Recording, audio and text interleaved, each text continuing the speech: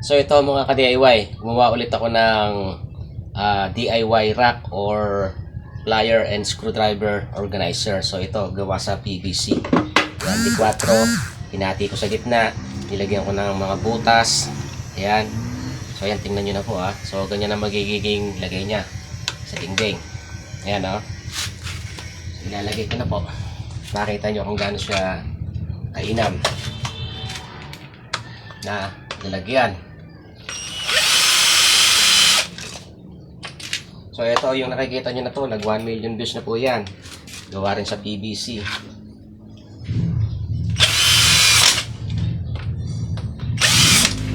So usahan natin sa plier,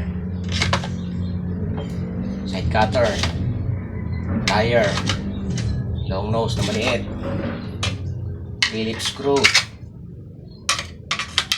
Phillips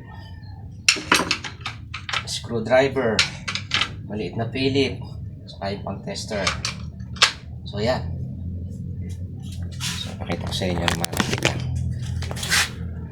So yan po siya oh. Yan po ba? Organize na organize.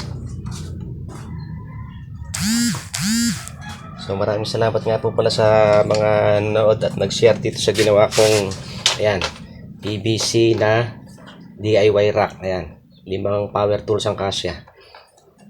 2 angle grinder, 3 drill. Ayan.